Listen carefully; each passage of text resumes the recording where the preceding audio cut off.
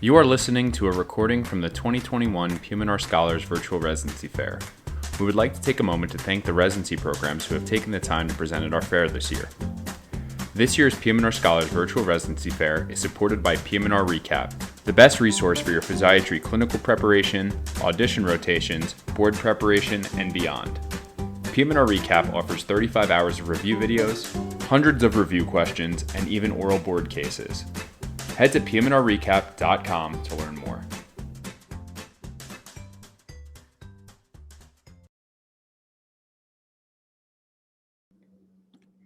Is everybody able to see this? Yep, we can see it. You good to go? Excellent. Excellent. Thank you so much. All right. So my name is Sarah Weinman. I'm a PGY4 and a chief this year at Medical College of Wisconsin, or MCW as we call it.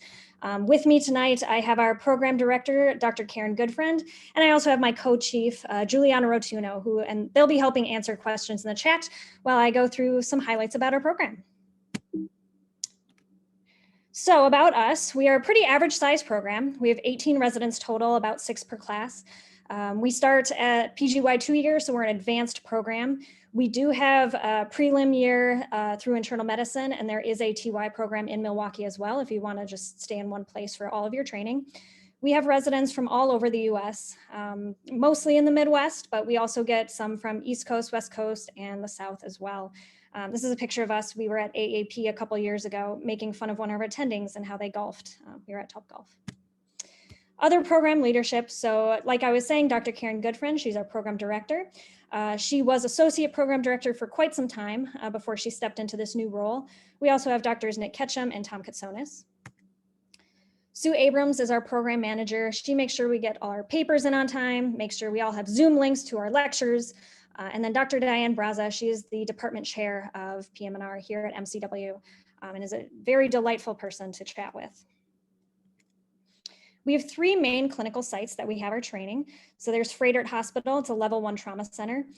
This is our main academic center here in Milwaukee. We do have a rehab floor at this facility.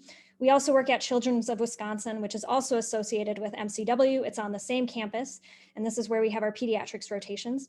And finally, we work at the Zablocki Milwaukee VA Center. Our program design is fairly standard. Most of our rotations are 2 months long. They are located at those 3 locations I was talking about. Currently, we have an in-house rehab unit at Froedtert Hospital.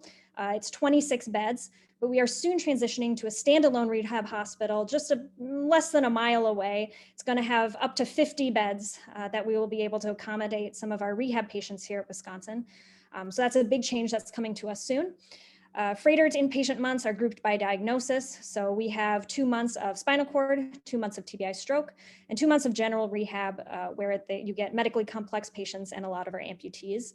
We also have pediatrics, that's inpatient, but that is a more consult service, although we are working on getting actual PM&R beds at our children's hospital.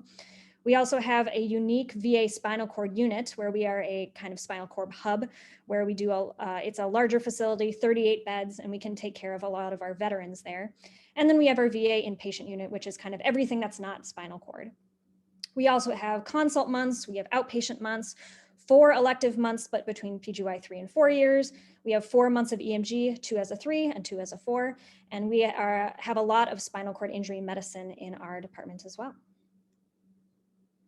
So currently our call is home call. This may change with our new rehab hospital. We have 1 resident on throughout the week and then 3 residents who help round on the weekends. With the new rehab hospital, it's unclear how this is going to change. It might be that we have a nocturnist who covers our new rehab hospital, and then the residents are responsible for the VA, or we might take in-house coverage. It's still not clear at this point. But we have regardless of how it will be in the future, we will certainly continue to have our decrease in call burden throughout residency. So as you progress, it's less and less call over time. So as a PGY4, I am down to having 4 weekends and no week call, and I'm very excited about that. Our PGY2s, they do not start call for 2 months. So they have 2 months to kind of get their bearings, figure out the program before we expect them to be on call. Being on home call, it's very rare we have to come in after hours. I think I've only come in maybe one time. Some of the other residents come in a little bit more frequently, but often we're able to manage problems via the electronic medical record and calling other teams. Other educational activities, we have our weekly academic half day, which is Wednesday afternoons.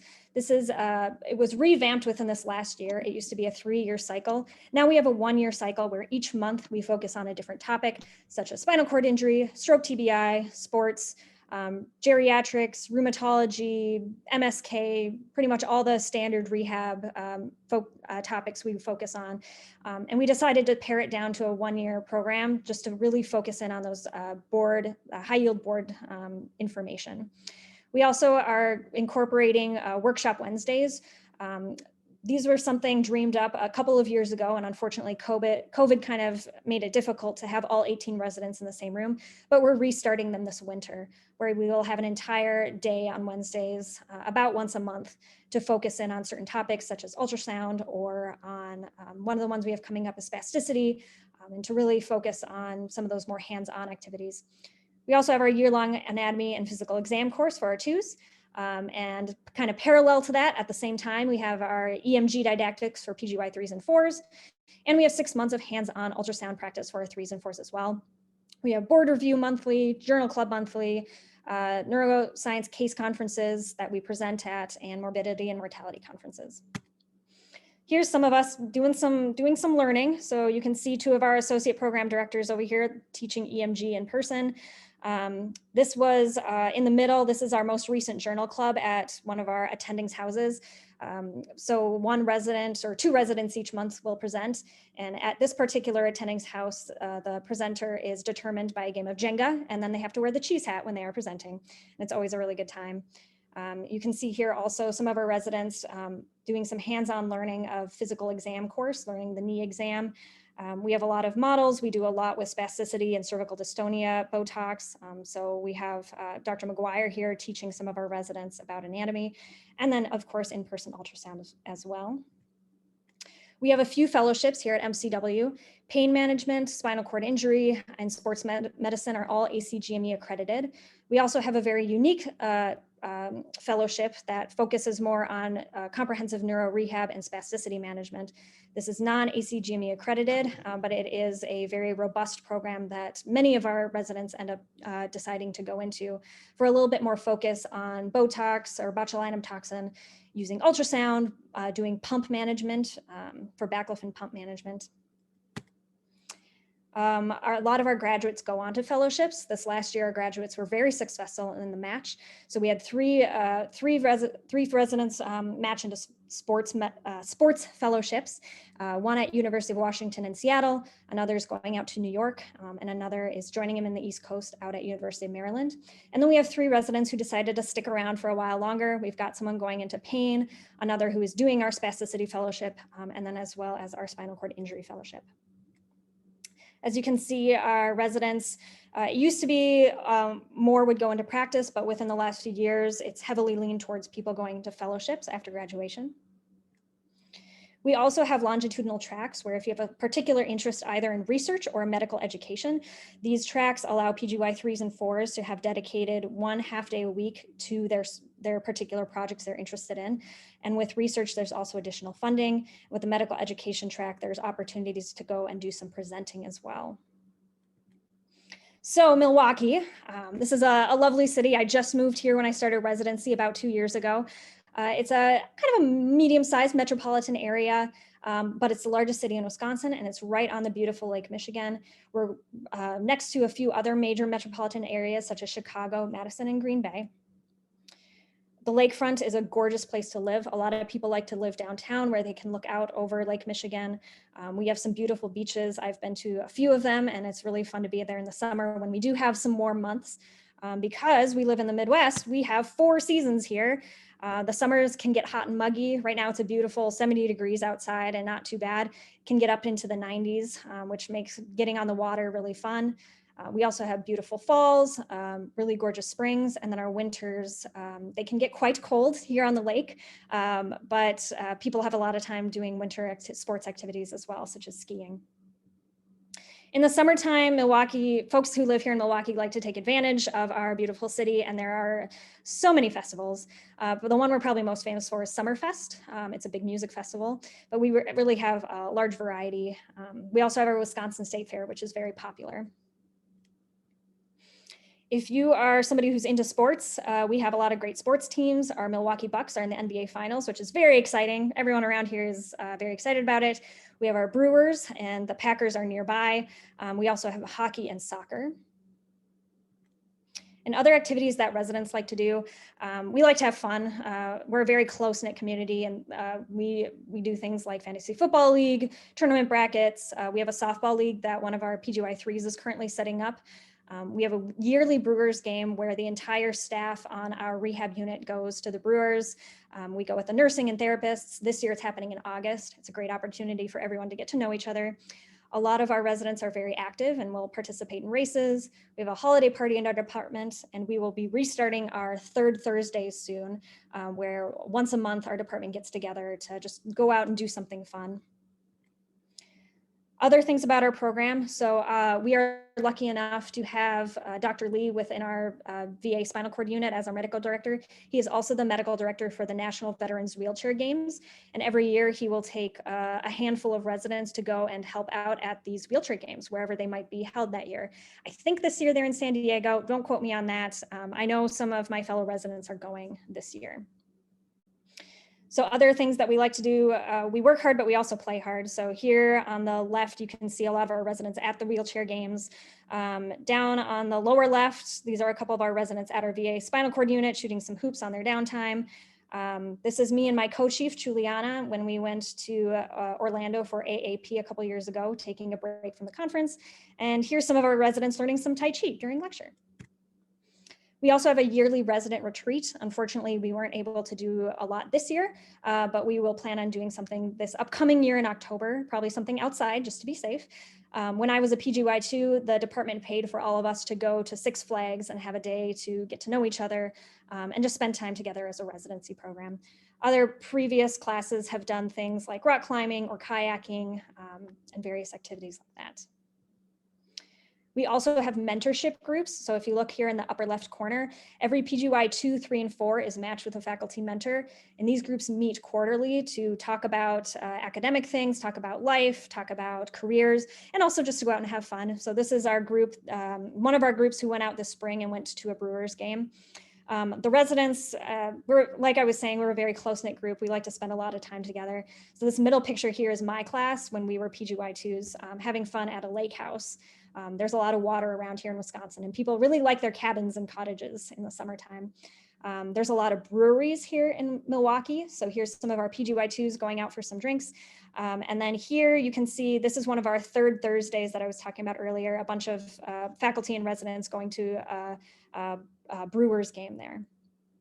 Actually, I think that's a Bucks game. I wasn't there. It was a game. It was fun. We're very family friendly in our program. We have a lot of people who come in with kids or who decide to have kids while they are residents. We also have a resident spouse association that a lot of the spouses become involved in. Places to live here in Milwaukee. So if you want to live in a more urban setting, more metropolitan, we have downtown Milwaukee, Third Ward and East Side are very popular. There's a lot of breweries, a lot of restaurants. It's right on the water, right on Lake Michigan. And the commute from this area is probably about 25, 30-ish minutes, maybe 20 minutes on a good day. But if you're like me and you like to sleep in as much as possible, I live in Wauwatosa, also known as Tosa. My drive to work every day is only about 9 to 10 minutes, both to the VA and to Frederick Hospital. There's a little bit more green space out in Tosa. And if you look in the lower right, this is Tosa Village, where there's a lot of really cute shops and places to eat. So some key points about this program. Milwaukee is a marvelous city, easy to get around, lots of really fun things to do here. Our program leadership is exceptionally responsive.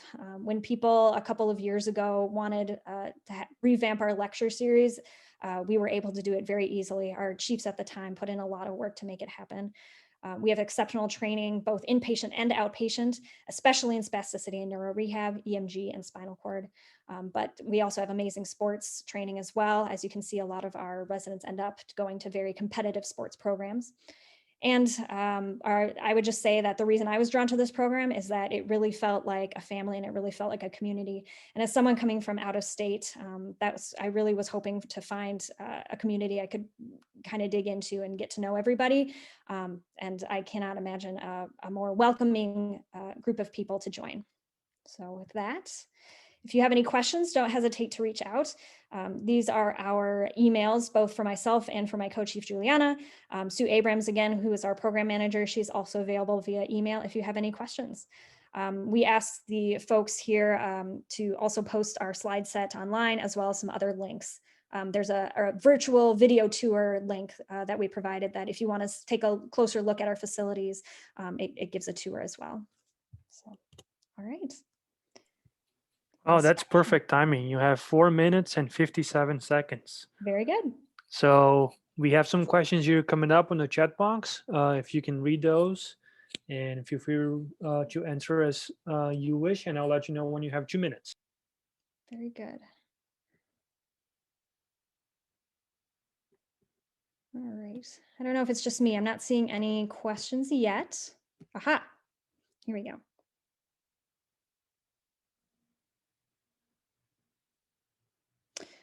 Standalone rehab hospital. It will be in Tosa. It's very close to our current Freighter hospital. It will no longer be attached to the hospital, but the commute will be pretty similar. So for me, it actually might be a shorter commute.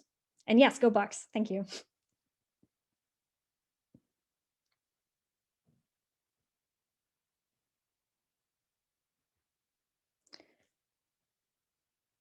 Board's pass rate. Dr. Goodfriend, you might know more about this. Hi, I haven't heard of anybody. Hi, so I'm Karen Goodfriend, the new program director at MCW. So the board pass rate's been 100% for the last 5 years.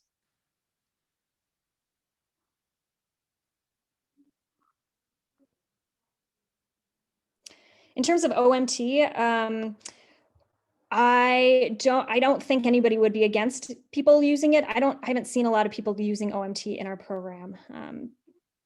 I can help with that, Sarah. So we don't right now have faculty that are DOs who are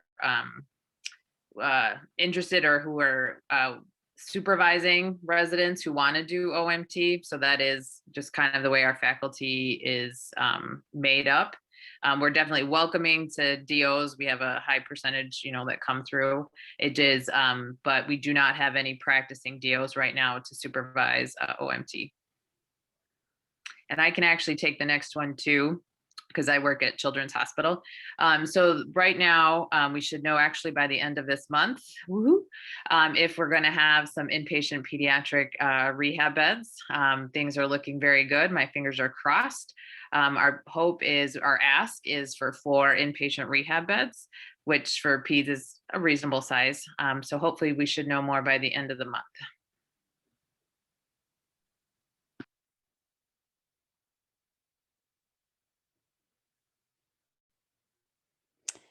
Let's see, I'm seeing some questions about coverage. I'm seeing some questions about favorite part of MCW. Favorite part of the program is definitely the people for me. Getting to know the faculty. I have all their phone numbers. I hang out with my faculty all the time and go to their houses all the time. It's great. In terms of coverage, so I don't do sports coverage myself because I'm not one of the sports people, but I have a list because my co-residents gave me one to make sure I talk about it. You have 2 minutes. All right, thank you. So of course we do coverage at the National Veterans Wheelchair Games. That's a big one. We cover, let's see, high school football, multiple high school football teams, college hockey, college wrestling, Milwaukee Marathon. A bunch of other interests are available if you're interested in covering skiing, basketball, cycling, boxing. We have the Big Cheese basketball tournament that we cover every year. I guess we help cover pro soccer, which is exciting. Again, this is more news to me just because I don't cover it as much, but a lot of our sports residents have plenty of opportunity for coverage. Let's see other questions.